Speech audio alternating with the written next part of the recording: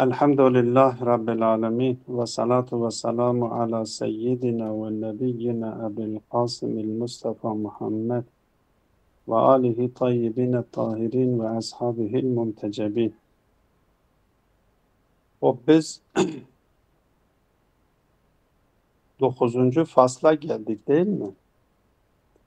El faslu tasi Evet ve Seyyid yenkasimul ilmul husuliyye ila hakikiyyin ve itibariyyin.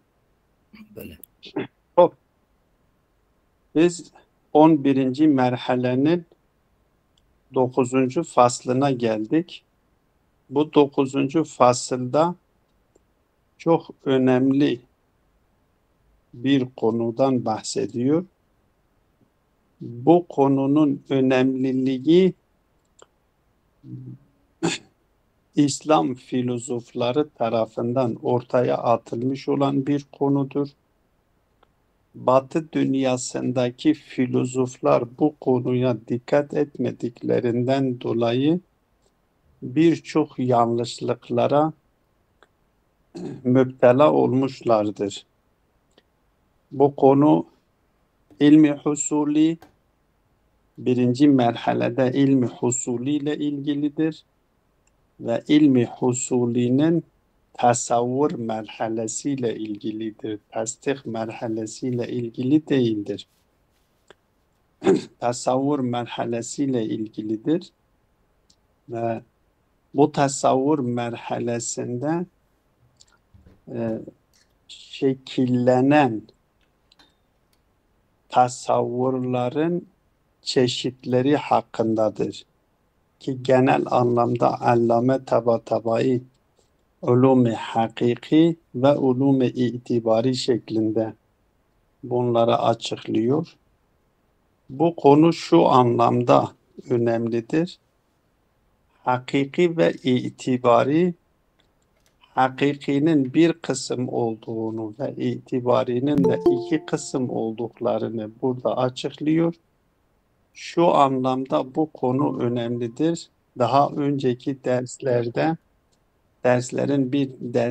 ben işaret etmiştim. Mesela esaletül vücut konusunda bu konuyu işlemiştik, söylemiştim. Bu kavramları birbirinden ayırt edip ve her kavramın ifade etmiş olduğu manayı diğer kavramlara sirayet etmemek ve her kavramın ifade etmiş olduğu mana hakkındaki özellikler ve hükümleri diğer kavramın ifade etmiş olduğu manaya sirayet etmemek için bunların hükümleri birbiriyle karıştırmamak için bu ayrımlara çok dikkat etmek lazım. Mesela hatta ben konunun daha net anlaşılması için ve daha açık bir şekilde anlaşılması için bazen ulumul hadiste konu ediliyor. Deniliyor ki ulumul hadiste biliyorsunuz iki konu çok önemlidir. Bir senet meselesidir. Yani o rivayet eden, hadisi nakil eden nakillerin adil olması. Dolayısıyla senetteki ravileri tanıma meselesi çok önemlidir. Senet açısından tespit edilmesi gerekiyor. Bir de hadisin diraye meselesi söz konusudur.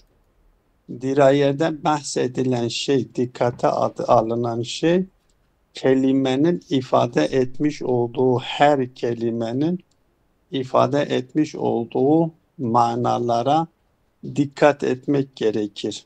Mesela biz bu konuyu dikkate aldığımız zaman Peygamber sallallahu aleyhi ve sellem'den meşhur bir rivayet nakledilmiştir.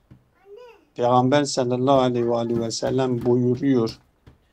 El ulemâ'u beni'il ulemâ'u ümmeti ke enbiyâ'i beni İsrail.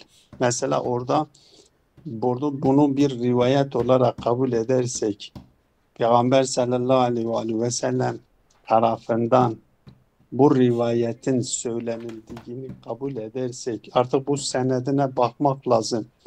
Senedi sahih midir, değil midir? Senet açısından üzerinde durulması gereken bir meseledir. Onun ötesinde diraye meselesi. Peygamber sallallahu aleyhi ve sellem neden Nebi demiş el ulemâ'u veresetul enbiya, peygamberler buna benzer. El ulemâ'u veresetul enbiya demiş. Nebilerin varisleridir. Mesela dememiştir ki alimler peygamber, resullerin varisleridir.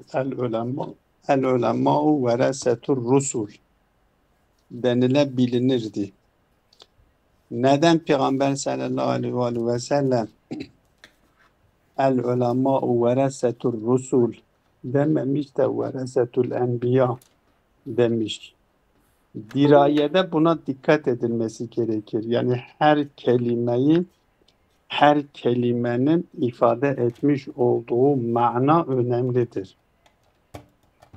Ulumul hadisteki bu diraye meselesi ön plana çıkartılmış ve üzerinde düşünülmesi gereken bir meseledir. Hele bunu alimler gerektiği hakkı veriyor mu, vermiyor mu bilmiyoruz. Şimdi bizim konumuz değildir. Ama mesele şudur. Her kelimenin kendi yerinde değerlendirip kendisinin ifade etmiş olduğu manaya dikkat etmek. Ben hatta bu konunun çok önemli olduğunu vurgulamak için bazen arkadaşlara diyorum, öyle konu açıldığı zaman diyorum, biz bir insan olarak bir kelime kullandığımız zaman, bir cümle kurduğumuz zaman biz kendi kurduğumuz cümlelere hakim değiliz. Ben bir cümle kuruyorum, kurmuş olduğum cümlenin getirisi nedir, götürüsü nedir? Başkası benim bu kurduğum cümleden neyi anlayacak? Hatta bazen bir alim bir cümle kuruyor, başka bir alim o cümleyi okuduğu zaman o cümleden öyle manalar çıkarıyor ki o müellif, o cümlenin sahibi olanının aslında aklına gelmiyor. Çünkü kendisi sınırlıdır ve kullanmış olduğu cümlelere hakim değildir. O cümlelerin dolaylı olarak ifade edecekleri manalar çoktur. O manaların hepsi kendisinin zihnine gelmeyebilir. Ama bir sonraki alim geliyor. Onun kullanmış olduğu cümle, eğer o alim karşılaşmamış olsaydı onun kullanmış olduğu cümlelerden öyle manalar zihne geliyor ki, eğer bu ikinci alim o bir önceki alimin kullanmış olduğu bu cümleyle karşılaşmamış olsaydı bu manalar zihnine gelmezdi. Ama onun kullanmış olduğu cümleden o manalar zihnine gelir. Bazı manalar zihnine geliyor dolaylı olarak. Belki o mütekellimin zihnine aslen o manalar gelmiyor. Niye? Çünkü insanın kendisi sınırlıdır. Sınırlı olduğundan dolayı kullanacağı kendi cümlelerine hakim olmayabilir. Ama Zat-ı Bari Teala ile Peygamber sallallahu aleyhi ve sellem öyle değildirler. Diğer insanlar gibi değildirler. Bir insan bir kitap yazar, yazmış olduğu kitabın bir kısmında bir şey iddia etmiş. Mesela diyelim ki 5 ciltlik, 10 ciltlik, 20 ciltlik bir kitap yazıyor. Yazmış olduğu kitap birinci ciltte bir şey söylemiş. İkinci ciltte o birinci ciltte söylediğini yalanlayacak şekilde bir şey söyleyebilir. Çünkü onun zihninde kalmayabilir veya kendisi ilmi olarak daha gelişebiliyor, ilmi olarak daha derinleşebiliyor. Birinci, ikinci ciltte söylemiş olduğunu beşinci ciltte yalanlayabilir, farkında olmayabilir.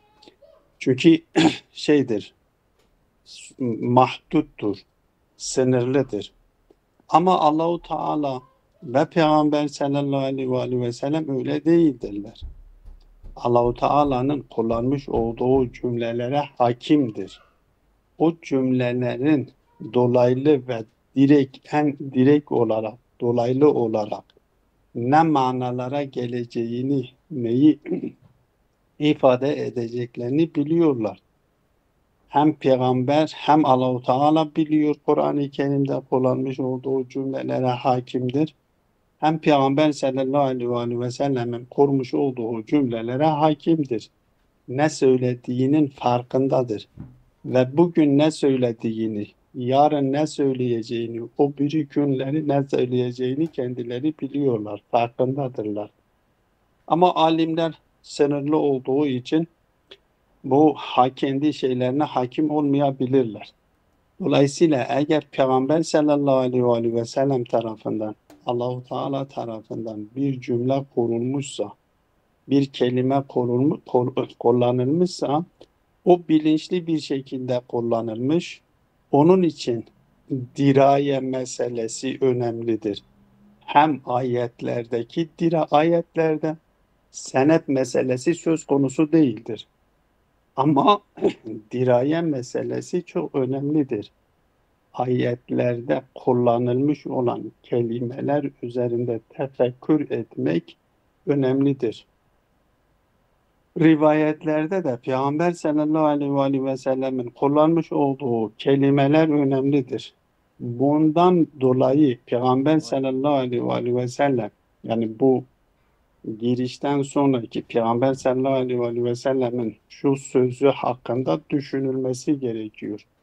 Neden Peygamber sallallahu aleyhi ve sellem buyuruyor? El ulema veresetul enbiya, nebilerin varisleridirler. Ama veresetur rusul denilmiyor. Ve nebiler resul arasındaki fark. Mesela bunu şu açıdan söylüyorum. Buradaki konumuz da bu bağlamdadır. Batı dünyasında bu kavramlara dikkat etmemişlerdir. Felsefedeki burada bu hakiki ve itibari şeklinde ifade edilen sözcükler ilim alamenin tabiriyle ilmi husuli ile hakiki ve itibari, hakiki ilim ve itibari ilim. Başka bir beyanla mefahimi kulli, ben tasavvur söylemiştim. Yani kulli olan mefhumları genel anlamda üç kategoride değerlendiriyorlar. Birinci merhalede diyorlar ki mefahim-i mahuvi, ikinci merhale mefahim-i evveli, mefahim-i ula deniliyor. İkinci merhalede de mefahim-i tanevi deniliyor. Yani başka yerlerde şu şekilde bu konu açıklanılıyor.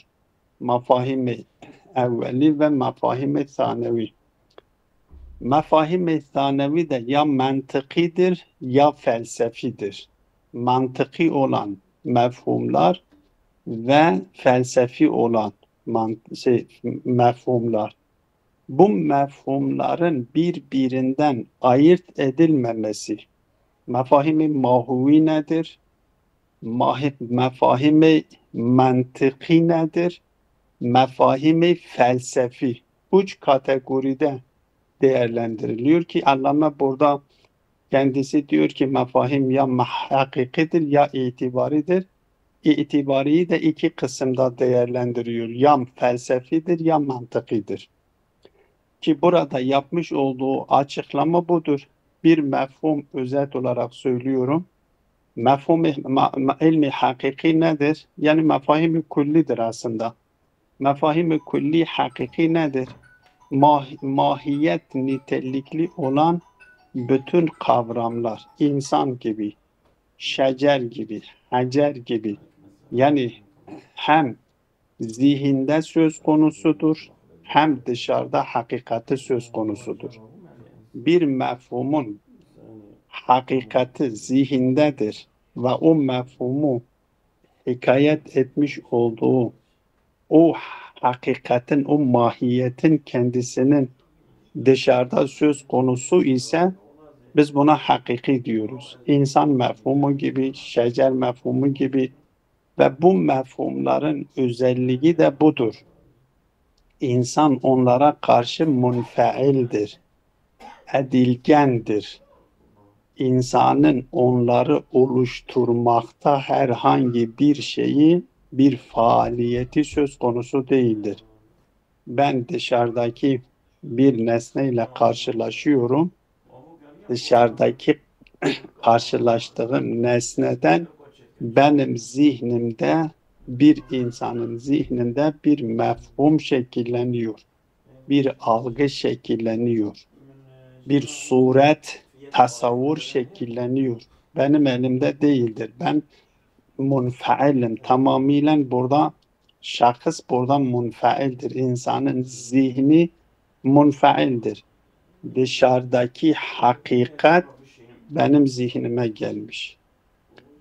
Ben ağaçla karşılaştım. O ağaçtan bir suret benim zihnimden şekilleniyor.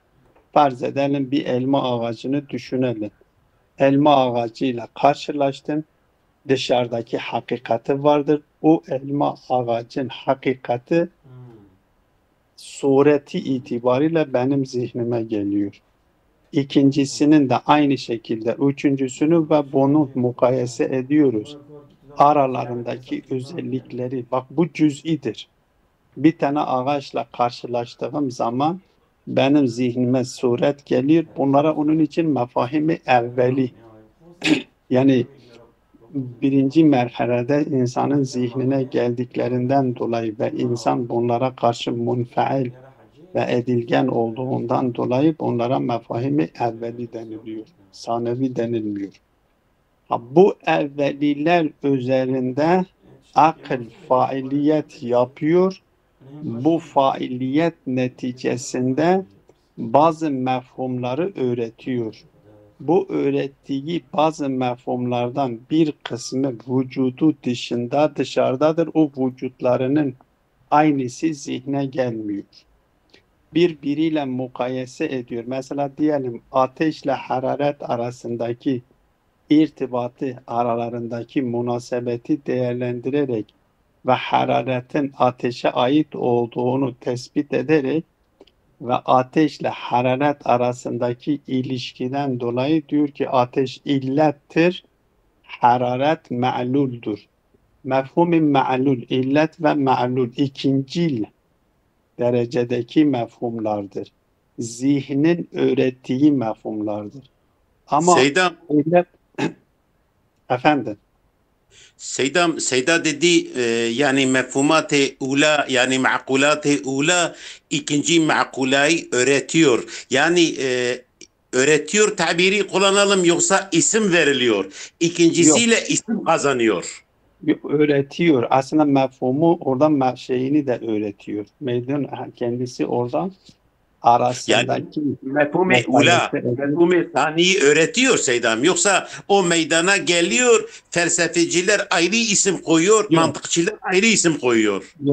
yok. Mesela oradaki mantıkçıların ki farklıdır. O mantıki dediğimiz yani Evet. mantıkçılara aittir demiyoruz.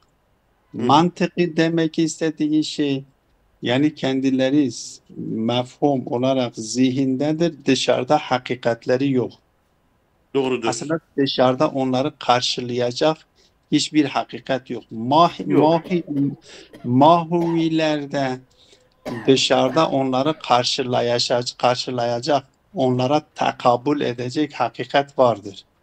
Mesela insan gibi, şecer gibi, ondan sonra hacer gibi, ma gibi, bunlar Seyyid dışarıda hakikatleri vardır. bunlara Ama mahavi evet, mi dememiz lazım yoksa makulat mı dememiz lazım? Bütün bunlar hem şerhler hep makulat-ı makulat kullanıyor. makulat-ı evvelidir.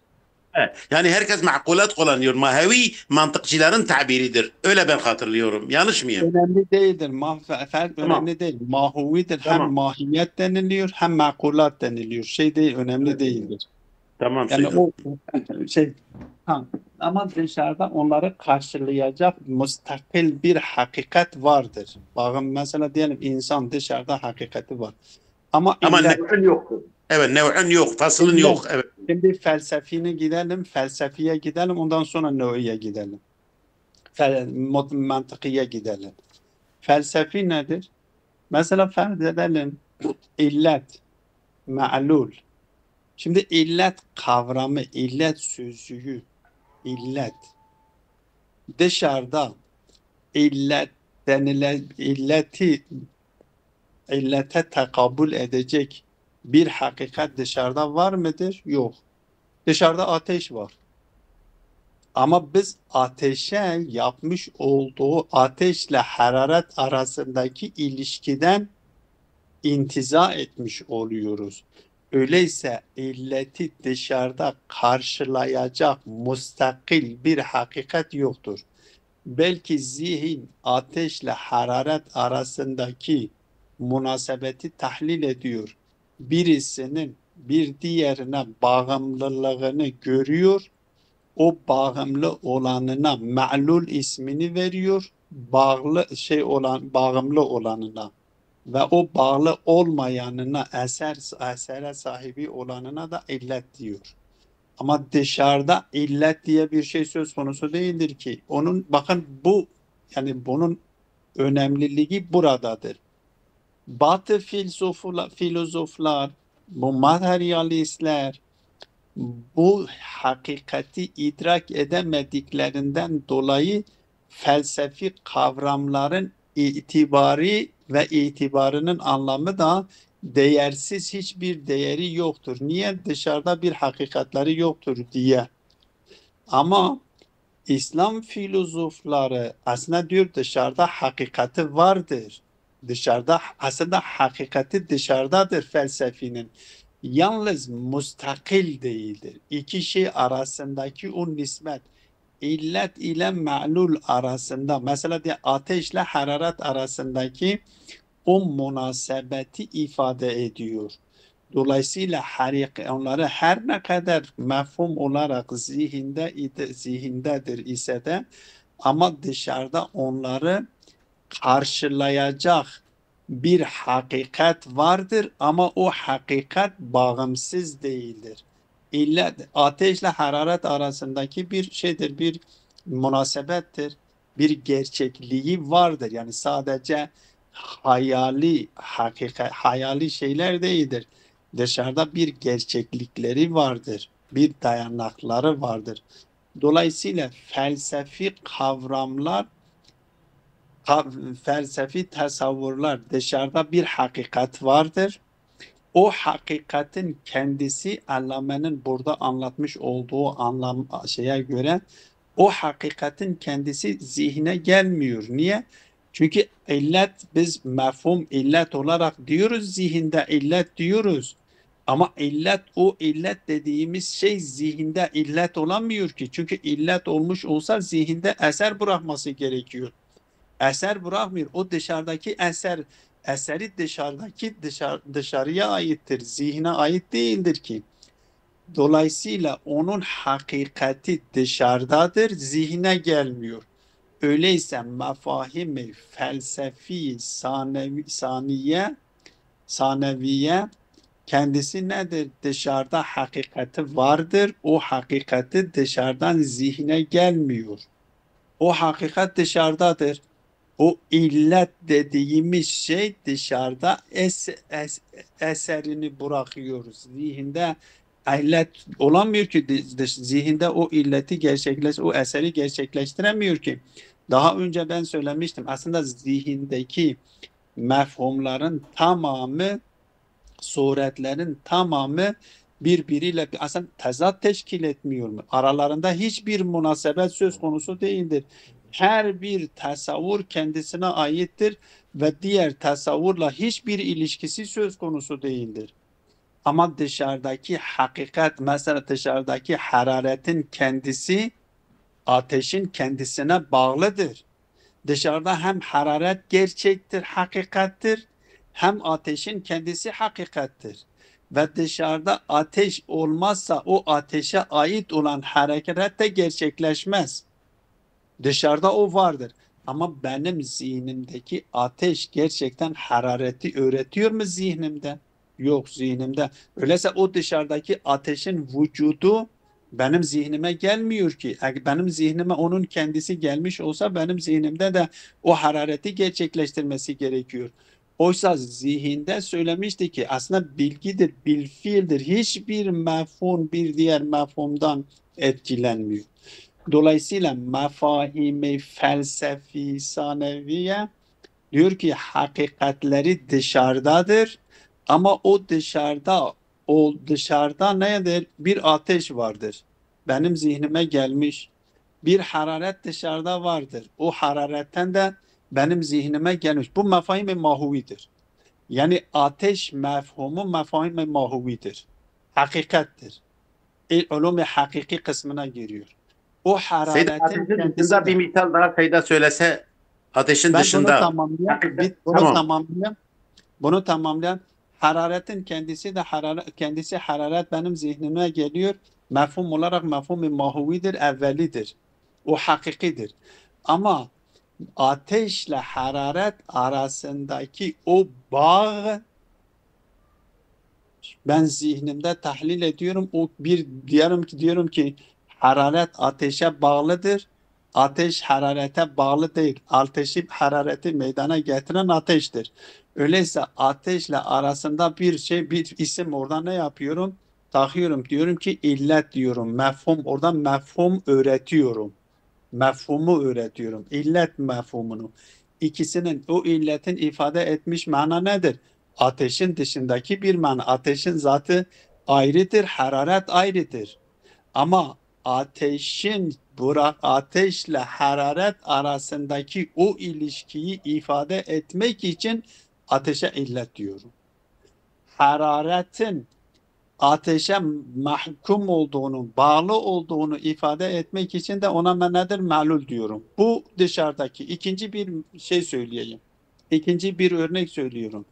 İnsanın nefsiyle insanın iradesi gibi. İnsanın nefsi ve insanın iradesi. Şimdi bir insanın nefsini düşününüz ve o nefsin irade etmiş olduğu irade. İradenin kendisi nefse bağlı değil midir? Nefse bağlıdır. Bu da ilmi huzurideki tasavvurlardır. İlmi huzuri olarak ben kendimde ya bende bir korku oluşmuş, bir korku ya mesela bir üzüntü meydana gelmiş ya bir acı benden meydana gelmiş. Bunları ben bilfiil olarak, ilmi huzuri olarak bunları yaşıyorum. Ama bunlar bana bağlıdır. Nefsime bağlıdır. Nefisle onlar arasındaki irtibatı değerlendiriyorum. Nefs mefhum-i mahuvidir. O korku haleti de mefhum-i mahuvidir. Ama nefis ile o korku arasındaki irtibat ya nefis ile o mesela hüzün artık üzgünlük ya sevinç fark etmiyor. Nefsin haletlerinin hepsi. Onlar arasındaki irtibatı değerlendiriyorum. Diyorum ki onlar nefse nedir? Arız oluyorlar, nefse bağlıdırlar. Elbette onların illeti belki dışarıda bir şey gerçekleşmiştir. Bende o haletin meydana gelmesi nefsin kendisi değildir. Ama vücutları nefsin kendisine bağlıdır. Orada o bağımlılık üzerinden bir mefhum getiriyorum. Diyorum nefis illettir. Ondan sonra nedir? O korku ma'luldur. Yani onları o aralarındaki o bağımlılığı ifade etmek için. Yahut da mesela farz edelim su ile ıslaklık gibi fark etmiyor. Yani biz bütün nesneler üzerinden bunu gerçekleştirebiliyoruz. Mesela bulut ile yağmur gibi arasındaki ilişki. Bulut nedir? Bulut bir hakikattir, mefhum-i mahuvidir. Yağmur da mefhum-i mahuvidir. Ama bulut ile yağmur arasındaki o münasebeti değerlendirdiğimiz zaman, o bağımlılığı değerlendirdiğimiz zaman ikinci bir mefhum oluşturuluyor. Diyoruz ki bulut illettir. Elbette illeti tamme olarak değil, illeti nakısa olarak kabul ediyoruz bunu. O illettir, bu da ma'luldür.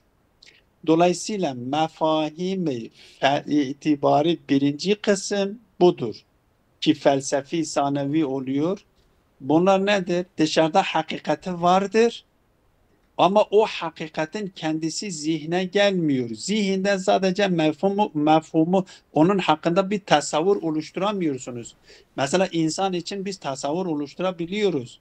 Ama o dışarıdaki hakikatin münasebetten dolayı kıyaslamayla elde edildiği için dışarıda onu karşılayacak müstakil bir varlık, vücut söz konusu olmadığından dolayı biz o suret bizim zihnimizde sureti söz konusu değildir. Sadece illet diyoruz, bir mefhum öğretiyoruz ve ona illet diyoruz, o diğerine melul diyoruz. Bunlara da vücut mefhumu da öyledir, şey mefhumu da öyledir ki burada işaret ediyor. Bunlara mefahim felsefi ve sanevi deniliyor. Sanevi denilmesinden sebebi de o mahuvi üzerinden alındığı içindir. Çünkü ilk önce sen o mefahimi mahuviyi tahlil ediyorsun. O mefahimi mahuvi üzerinden bunu şey yapıyorsunuz, bunu öğretiyorsunuz. Dolayısıyla nefis bunları mefahimi mahuvi üzerinden öğrettiği için bunlara sanevi deniliyor.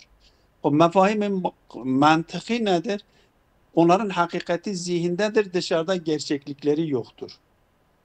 Öyleyse üç kısım mefhum var. Bir vardır ki hem mefhumun kendisi zihindedir, hem hakikati dışarıdadır.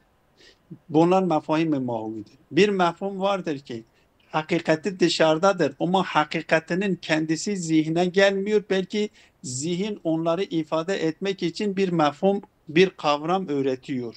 Bunlar mefahim-i sanavidir, hakikatleri dışarıdadır. Mefahimin kendisi artık o ilimdir da, mefhumlar ilimdir. Onun için itibari diyoruz kendisine. Zihinde olduğu için dışarıda o mefhumun kendisi zihindedir ama dışarıdaki hakikati zihne gelmiyor. Bir kısım mefahimler de vardır ki kendisi zihindedir, dışarıda onları karşılayacak hakikatleri söz konusu değildir. Yani felsefi olarak düşündüğümüz zaman da zaten bu üç kısım üç şekilde tasavvur edebiliyoruz. Bir tasavvur vardır ki hem tasavvurun kendisi kendi zihnimizdedir ve onu karşılayacak hakikat de dışarıdadır. Bu mefahim-i mahum. Bir kısım mefhumlar vardır ki o mefhumların ifade etmiş olduğu hakikatin kendisi dışarıdadır. O hakikatin kendisi zihne gelmiyor. Sadece mefhum zihindedir.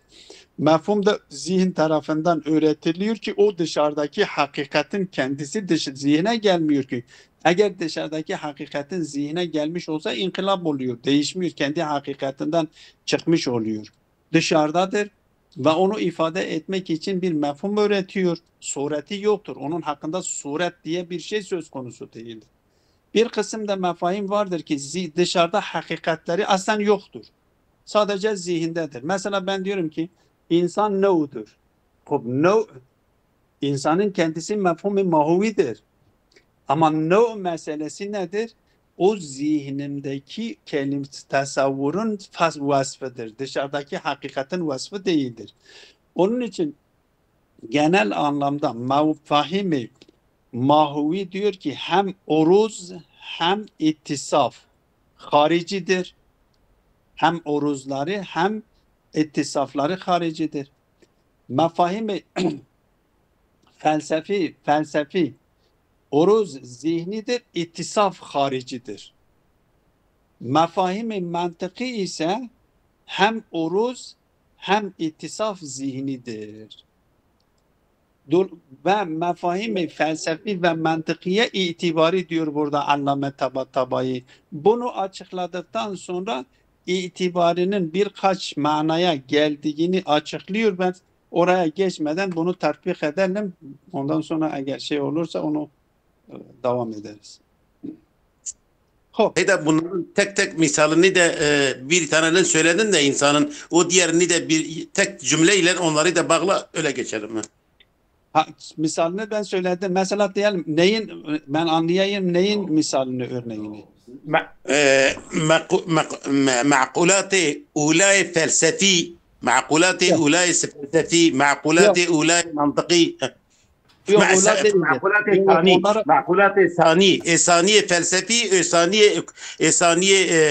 ثانية felsefi Seyda dedi illet ma'lul. Dinleyici dedi insan. Tamam Seyda söyledi zaten yeterlidir. Evet Seyda tamam. ben misallerin hepsini söyledim. Tamam Seyda. Tekrarlıyorum. Mahuvi, insan gibi, şecer gibi, hacer gibi, ma gibi, nar gibi, hararet gibi, bunlar hepsi mefahim-i mahuvidir. Mefahim-i felsefi, sanevi felsefi, şey gibi, illet, ma'lul, vücut, şey, vahdet, kesret, Mümkün. bunlar hepsi mefahim-i şeydir. Mefahim-i nedir felsefe? Mümkün. Bunlar mefahim-i felsefedir. Kulli, no, cins, bunlar ise mefahim-i mantıkidir. Mantıklıdır. Tamam Seyda. الفصل التاسع هو ينقسم العلم الحصولي إلى حقيقي واعتباري. Hop diyor yine ilmi husuliyi, yine bakın dikkat edin, burada ilmi husuli deniliyor. İlmi husulinin tasavvur kısmıdır. Bir de kulli kısmıdır. Cüzi değildir. Kulli kısmıdır. Vel hakikiyyu, hakiki nedir? Huvel mefhumullezî yucedu târeten bi vücudin hariciyyin feyeterettebu aleyhi âthâruh. Bu konuyu zaten esaletül vücutta, vücud-i zihnide, oralarda bunlar bahsedilmişti. Mefhum nedir? Diyor ki bir mefhum vardır. Ellezî yucedu târeten bi vücudin hariciyyin feyeterettebu aleyhi âthâruh. Mesela ateş dışarıda vardır. Su dışarıda vardır. Ağaç, mesela elma ağacı dışarıda vardır ve bu elma ağacı dışarıda elma veriyor. Eseri budur. Bak, yeşil oluyor ve çiçek çıkarıyor ve o çiçeklerden mesela nedir? Tomurcuk oluyor. Tomurcuklardan çiçek oluyor ve meyve veriyor. Ama benim zihnimde de zihnime geldiği, bu onun dışarıdaki vücududur. Su dışarıdaki vücudu nedir? Ben içtiğim zaman benim susuzluğumu gideriyor. Bu vücudu haricidir. Ateş dışarıda hakikati vardır ve nerede olursa orayı yakar ve hararet veriyor. Yeterettebu aleyhi atharuhu. Eserleri vardır. Hop. Ve tareten bi vücudin zihniyin la teterettebu aleyhi atharuhul harici. Ben bu atharuhul harici ben ekliyorum. Yani eseri hiç yoktur değil. Eseri muhakkak vardır. Benim zihnimde vücut bulmuşsa vücutu benim zihnimde o bilgi benim için bilgi oluşturmuştur. Cehli benden gidermiştir. Onun benden cehli gidermesi onun eseridir. Ama o dışarıdaki eserin kendisi. Mesela ateşin sureti benim zihnimdedir. Dışarıdaki ateşin eserini benim zihnimde gerçekleştiremiyor. O elma ağacının sureti benim zihnimdedir. Ama o elmayı dışarıdaki elma ağacının vermiş olduğu meyveyi vermiyor. Hop. Bu hem vücudu zihni vardır hem vücudu harici. Ve hâzâ huvel mahiyye. Bu ise zaten o esaletül vücutta bahsettiğimiz mahiyetin kendisidir. Mahiyet midir? Vücut mudur? Ki o konuyu bahsederken bunlar mahiyet. Ma yukalu fi cevabi mahu. Ma yukalu fi cevabi mahu. Bu nedir denildiği zaman mesela biz diyoruz ateştir. Bu nedir diyoruz ki mesela nedir? Elma ağaçtır. Bu nedir? Ceviz ağaçtır ve benzer. Bu hakikidir. Öyleyse hem oruz hem ittisaf haricidir. Zihnimizde de vardır, dışarıda da vardır. Hem vücudu zihnidir hem vücudu haricidir. Ki vücudu zihninin hakiki olduğunu da vücudu zihni konusunda bunu açıklanmıştır. Vel itibari makane bi hilafi zalike. Bunun hilafıdır.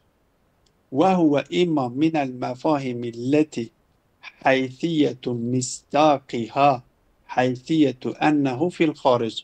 Haricdir. Onun mistakı haricdadır. Zihinde biz onun suret, yani dışarıda bir hakikati müstakil değildir ki ondan bizim zihnimizde bir suret şekillenmiş olsun.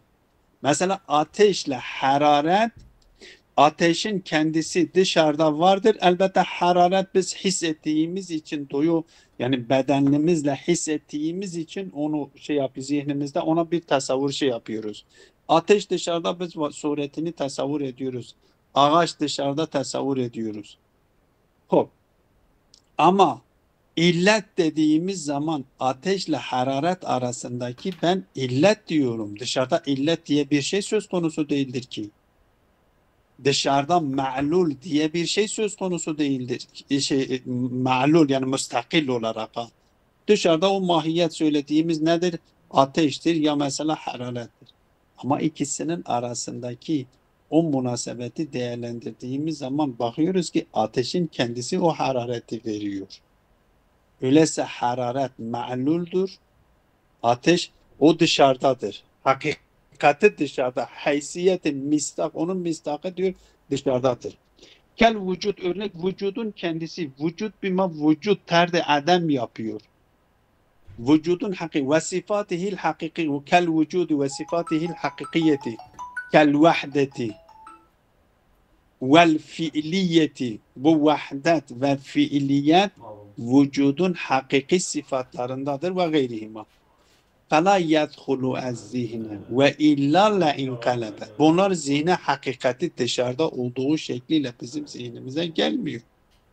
Çünkü eğer bizim zihnimize gelmiş olsa inkılap olmuş oluyor diyor. Bu bir ya böyledir ve imma minel mefahim. Bu mefahim-i felsefidir. Bunlara mefahim-i felsefi deniliyor. Ve imma minel mefahimilleti haysiyetu mistakiye haysiyetu ennehu fi zihni. Zihindedir. Kemefhumil kulliyi vel cinsi vel nu'i. Fela yucedu fil haric. Aslında bunlar dışarıda söz konusu değildir. Dışarıda mevcut değildirler ki. Bunlar da mefahimi, bunlar da dışarıda olurlarsa inkalebe oluyor. Ve illa la inkalebe. Ve hâzihil mefahim innema ya'meluhu az-zihnu bi nev'in minet taammül. Bakın mefahimi o ilmi hakiki için bu tabiri kullanmadı. Çünkü orada bizim zihnimiz munfaildir, edilgendir. Ben dışarıdaki hakikatle karşılaştım ve benim zihnim munfail oldu. O benim zihnimde kendisi yer edindi. Ama bu mefahim bu ikincil olan yani sanevi ister mantıki olsun ister felsefi olsun. Diyor bu mefahimler ve hadihil mefahim her iki bu itibari dediğimiz her iki kısmıyla innema ya'meluha ez-zihnu bi nev'in minet taammül. Yani bu zihin bir şekilde onları öğretiyor.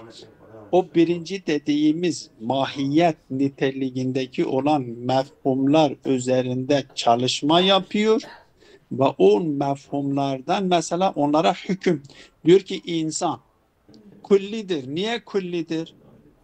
Çünkü kendisi birden fazla bireye şamil gelme kabiliyetine sahiptir. Onu kulli ile vasıflandırıyor. O kullinin kendisi dışarıda hiçbir şey kulli var mıdır? Yoktur dışarıda. Kullira.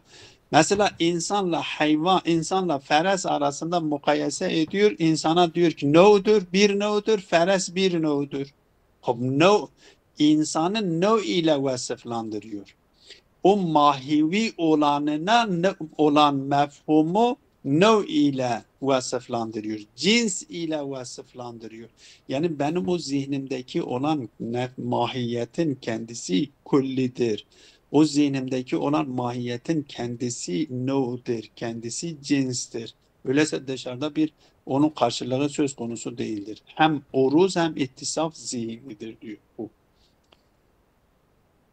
Bunu nesmede ve yuqiu ala mesadikiha ve onu öğretiyor ve kendi mistaklarına ne yapıyor? Hamlediyor insan yaptığım gibi. Mesela insana no deniliyor ve insana cins deniliyor. Hayvana cins deniliyor. İnsan artık cins denilmiyor. Hayvana cins diyor ve aynı insana insan mesela natıka da fasıl diyor.